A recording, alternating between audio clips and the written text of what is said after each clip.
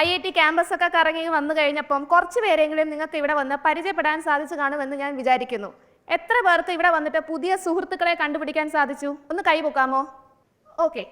അപ്പം ഈ ഓഡിയൻസിൻ്റെ ഇടയിലുള്ള മൊത്തം ആളുകളുടെ ഇടയിലുള്ള സൗഹൃദങ്ങളെ ഞാൻ ഒരു ചിത്രരൂപത്തിൽ വരയ്ക്കാൻ പോവുകയാണെന്ന് വിചാരിക്കുക. എൻ്റെ കയ്യിൽ ബോർഡോ പേപ്പറോ ഒന്നുമില്ല. തൽക്കാലം നമുക്കൊരു വലിയ കടലാസ് എനിക്ക് മുന്നിലൊന്ന് സങ്കല്പിക്കാം.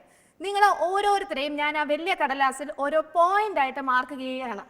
ഓരോ പോയിന്റിനും അതാത് വ്യക്തിയുടെ പേരും കൊടുക്കുകയാണ്.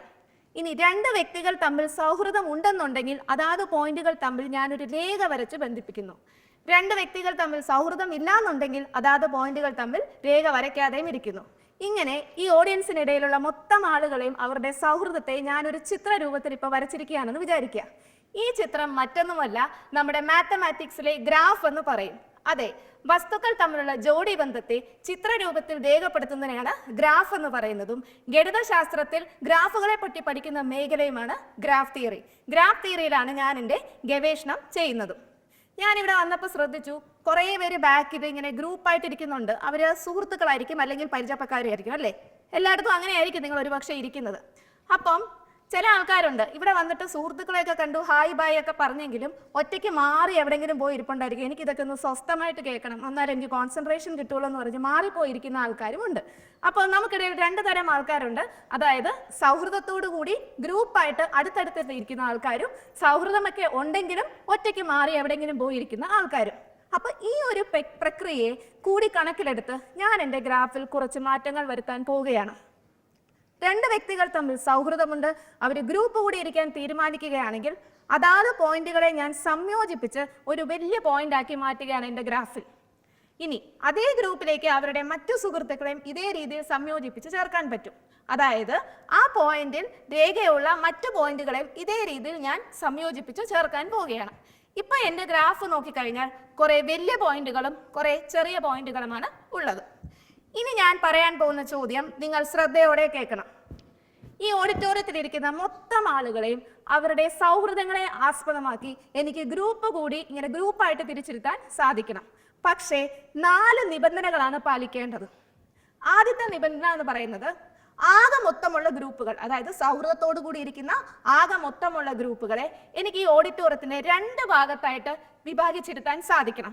അതായത് എൻ്റെ ഗ്രാഫിലുള്ള ആകെ മൊത്തമുള്ള വലുതും ചെറുതുമായിട്ടുള്ള പോയിന്റുകളെ എനിക്ക് 2ആയിട്ട് ഭാഗിക്കാൻ സാധിക്കണം. അതാണ് ആദ്യത്തെ നിബന്ധന.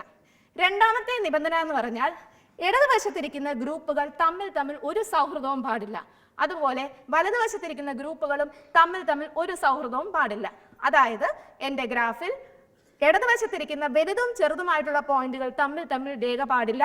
വലതുവശത്തിരിക്കുന്ന വലുതും ചെറുതുമായിട്ടുള്ള പോയിന്റുകളും തമ്മിൽ രേഖയുണ്ടാകാൻ പാടില്ല. മൂന്നാമത്തെ നിബന്ധന എന്നു വെച്ചാൽ ഇടതുവശത്തിരിക്കുന്ന ഓരോ ഗ്രൂപ്പും വലതുവശത്തിരിക്കുന്ന എല്ലാ ഗ്രൂപ്പുകളായിട്ടും സൗഹൃദം ഉണ്ടായിരിക്കണം. അതുപോലെ വലതുവശത്തിരിക്കുന്ന ഓരോ ഗ്രൂപ്പും ഇടതുവശത്തിരിക്കുന്ന എല്ലാ ഗ്രൂപ്പുകളുമായിട്ടും സൗഹൃദം ഉണ്ടായിരിക്കണം. അതായത് എൻ്റെ ഗ്രാഫിൽ ഇടതുവശത്തിരിക്കുന്ന ഓരോ പോയിന്റും വലതുവശത്തിരിക്കുന്ന എല്ലാ പോയിന്റുകളുമായിട്ടും രേഖയുണ്ടായിരിക്കണം. വലതുവശത്തിരിക്കുന്ന ഓരോ പോയിന്റും ഇടതുവശത്തിരിക്കുന്ന എല്ലാ പോയിന്റുകളുമായിട്ടും രേഖയുണ്ടായിരിക്കണം. ഇനി നാലാമത്തെ നിബന്ധന എന്ന് പറയുന്നത് ഒരു നമ്പറാണ്. ആ നമ്പർ എന്ന് പറയുന്നത് K ആണെന്ന് വിചാരിക്കുക.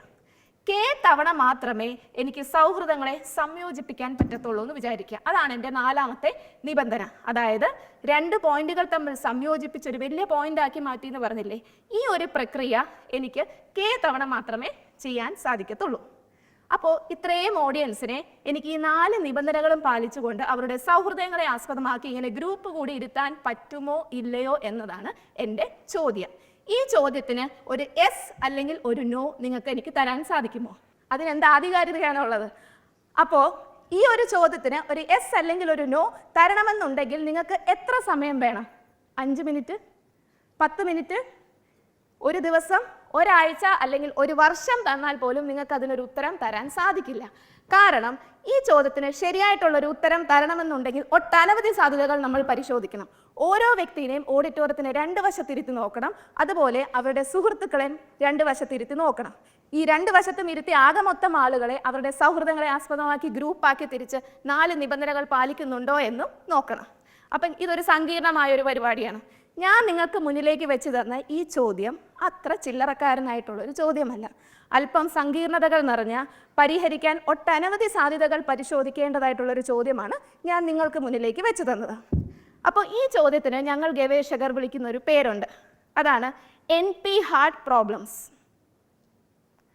അപ്പോൾ നിങ്ങളൊന്ന് ആലോചിക്കുന്നുണ്ടോ, കുറച്ചുകൂടെ സിമ്പിളായിട്ടുള്ള ചോദ്യങ്ങളൊക്കെ ചോദിച്ചൂടെ ഈ ഓഡിയൻസിനെ ഒന്ന് ഇമ്പ്രസ് ചെയ്യാൻ?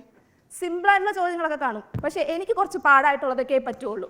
അതെ, ഗ്രാഫ് തിയറിയിലെ ഏതാനും NP ഹാർഡ് പ്രോബ്ലംസ് ആണ് ഞാൻ എൻ്റെ ഗവേഷണത്തിനായിട്ട് തിരഞ്ഞെടുത്തത്. അതിലെ ആദ്യത്തെ പ്രോബ്ലമാണ് ഞാൻ നിങ്ങൾക്ക് മുന്നിലേക്ക് വെച്ച് തന്നത്. അപ്പം ഞാൻ എടുത്ത ചോദ്യം അത്ര എളുപ്പമായിട്ടുള്ളൊരു ചോദ്യമല്ല. ഈ ചോദ്യം വെച്ചിട്ട് ഞാൻ ഇനി എന്ത് ചെയ്തു എന്നുള്ളതാണ് പറയാൻ പോകുന്നത്. അപ്പോൾ ഈ ചോദ്യം ഒന്ന് സോൾവ് ചെയ്യണം. ഈ സോൾവ് ചെയ്യണമെങ്കിൽ എൻ്റെ കയ്യിൽ എന്താണുള്ളതെന്ന് ഞാൻ നോക്കി. അപ്പോഴാണ് നാലാമത്തെ നിബന്ധനയായ K എന്ന് പറഞ്ഞ നമ്പർ. അപ്പോൾ ആ നമ്പറിനെ ഒന്ന് നോക്കിക്കണ്ട് ആ നമ്പറിലൂടെ ഞാൻ അതേ ചോദ്യത്തെ ഒന്ന് വീക്ഷിച്ച് നോക്കിയപ്പോഴാണ് രസകരമായിട്ടുള്ള ചില കണക്കുകൾ എൻ്റെ മുന്നിലേക്ക് തെളിഞ്ഞു വന്നത്. അതായത്, സപ്പോസ് നിങ്ങളെ എല്ലാവരെയും എനിക്ക് ഈ 4 നിബന്ധനകളും പാലിച്ചുകൊണ്ട് സൗഹൃദങ്ങളെ ആസ്പദമാക്കി ഗ്രൂപ്പ് തിരിച്ചിരുത്താൻ സാധിക്കുമെങ്കിൽ ഓരോ വലിയ ഗ്രൂപ്പിലും ഉള്ള ആളുകളുടെ എണ്ണം പരമാവധി K+1 ആയിരിക്കും. അതുപോലെ ഒന്നിൽ കൂടുതൽ ആളുകളുള്ള വലിയ ഗ്രൂപ്പുകളുടെ എണ്ണം പരമാവധി Kയും വലിയ ഗ്രൂപ്പുകളിലുള്ള ആളുകളുടെ മൊത്തം എണ്ണം പരമാവധി 2 × K അപ്പം ഇത്തരത്തിലുള്ള കണക്കുകൾ എൻ്റെ മുന്നിലേക്ക് തെളിഞ്ഞു വന്നു. അപ്പോഴാണ് എനിക്കൊരു സഹായം കിട്ടിയത്. ആ സഹായം എന്നോട് പറഞ്ഞു, കുറഞ്ഞ ചിലവിൽ ഞാനൊരു പണി ചെയ്തു തരാം. അതായത്, ഞാൻ കുറച്ച് ആളുകളെ പറഞ്ഞുതരാം. ആ ആളുകൾ ഈ ഓഡിറ്റോറിയത്തിൻ്റെ പുറത്തേക്കൊന്ന് ആക്കി കഴിഞ്ഞാലുണ്ടല്ലോ, ബാക്കി ആളുകൾ ഈ 4 നിബന്ധനയും പാലിച്ചുകൊണ്ടായിരിക്കും ഇരിക്കുന്നതെന്ന് പറഞ്ഞു. എന്നാൽ ശരി, അതൊന്ന് നോക്കിക്കളയാം. അങ്ങനെ അയാൾ പറഞ്ഞതനുസരിച്ച് ഞാൻ ഈ ഓഡിറ്റോറിയത്തിൻ്റെ പുറത്തേക്ക് കുറേ ആൾക്കാരെ മാറ്റി.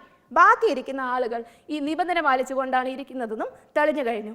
അപ്പം പുറത്തു പോയ ആൾക്കാർ കൂടുതലും ഗ്രൂപ്പ് കൂടി ഇരിക്കാൻ സാധ്യതയായിട്ടുള്ള ആൾക്കാരാകണം. അങ്ങനെയാണെങ്കിൽ ഞാൻ പുറത്താക്കിയ ആൾക്കാരുടെ എണ്ണം 2 × Kയിൽ കവിയുകയാണെങ്കിൽ എനിക്ക് ഈ ചോദ്യത്തിന് ഒരു നോ ഉത്തരം അപ്പം തന്നെ പറയാൻ സാധിക്കും.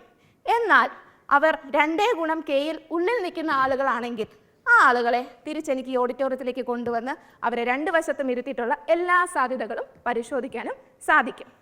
ഇനി ബാക്കി ഓഡിറ്റോറിയത്തിനുള്ളിലിരിക്കുന്ന ആളുകളോ, അവർ ഓൾറെഡി ഈ നിബന്ധന പാലിച്ചുകൊണ്ടാണ് ഇരിക്കുന്നത്. അവരെ വേണമെങ്കിൽ എനിക്ക് ഇടതുവശത്ത് അല്ലെങ്കിൽ അവരെ ഇരിക്കുന്ന വശത്ത് തന്നെ ഇരുത്താം, അല്ലെങ്കിൽ മറുഭാഗത്തേക്ക് മാറ്റാം. പക്ഷേ മറുഭാഗത്തേക്ക് മാറ്റുമ്പോൾ കുറച്ച് പ്രശ്നങ്ങളുണ്ട്. കാരണം എന്താണ്? അവർ ഓൾറെഡി മറുഭാഗത്ത് എല്ലാവരുമായിട്ടും സൗഹൃദമുള്ള ആൾക്കാരായിരിക്കും. അപ്പം അവരെ മറുഭാഗത്തേക്ക് മാറ്റുകയാണെങ്കിൽ അത്രത്തോളം സൗഹൃദങ്ങളെ എനിക്ക് സംയോജിപ്പിക്കേണ്ടതായിട്ടും വരും. അപ്പം ഈ എല്ലാ സാധ്യതകളും കൂടെ ഞാൻ പരിശോധിച്ച് കഴിഞ്ഞപ്പോൾ എനിക്ക് മനസ്സിലായ ഒരു കാര്യം എന്തെന്ന് വെച്ചാൽ, ഒരു നിശ്ചിത നമ്പർ പവർ K എന്ന കണക്കിന് ആസ്പദമാക്കിയുള്ള സാധ്യതകൾ മാത്രം പരിശോധിച്ചാൽ മതി എൻ്റെ ചോദ്യത്തിന് ഒരു S അല്ലെങ്കിൽ ഒരു നോ കിട്ടാൻ. അതാണ് ഞാൻ എൻ്റെ ഗവേഷണത്തിലൂടെ കണ്ടുപിടിച്ചത്. അതായത്, ഗ്രാഫ് തിയറിയിലെ അതിസങ്കീർണതകൾ നിറഞ്ഞ, പരിഹരിക്കാൻ ഒട്ടേറെ പാടുകളുള്ള, ഒട്ടേറെ സാധ്യതകൾ പരിശോധിക്കേണ്ടിയിരിക്കുന്നതായ പ്രശ്നങ്ങളെ അതേ പ്രശ്നത്തിൻ്റെ തന്നെ എന്തെങ്കിലും ഒരു ഘടകം ഉപയോഗിച്ച് അത്രത്തോളം സമയം വേണ്ടാതെ ആ പ്രശ്നത്തെ സോൾവ് ചെയ്യുക എന്നുള്ളതാണ് എൻ്റെ ഗവേഷണം. ഈ കണക്കിലുള്ള ഇത്തരം ഗവേഷണങ്ങൾ നിങ്ങൾക്ക് ഇഷ്ടപ്പെട്ട് കാണുമെന്ന് ഞാൻ പ്രതീക്ഷിക്കുന്നു. പണ്ട് സ്ഫടികം സിനിമയിലെ ചാക്കോമാഷ് പറഞ്ഞതുപോലെ, ഭൂഗോളത്തിൻ്റെ ഓരോ സ്പന്ദനവും കണക്കിലാണെന്ന് പറയുമ്പോൾ മാത്സ് ഇഷ്ടമില്ലാത്ത പലരും നെറ്റിച്ചൊളിക്കും. എന്നാൽ നമുക്കിടയിലുള്ള വസ്തുക്കളെ ഇങ്ങനെ ഉദാഹരണമായിട്ട് എടുത്തുകൊണ്ട് അവർ തമ്മിലുള്ള ജോഡി ബന്ധത്തെ ഇങ്ങനെ ചിത്രരൂപത്തിൽ രേഖപ്പെടുത്തി അതിൽ വരച്ചും കളിച്ചുമൊക്കെ മാത്സ് പഠിച്ച എത്ര രസകരമായിരിക്കുമല്ലേ. നന്ദി, നമസ്കാരം.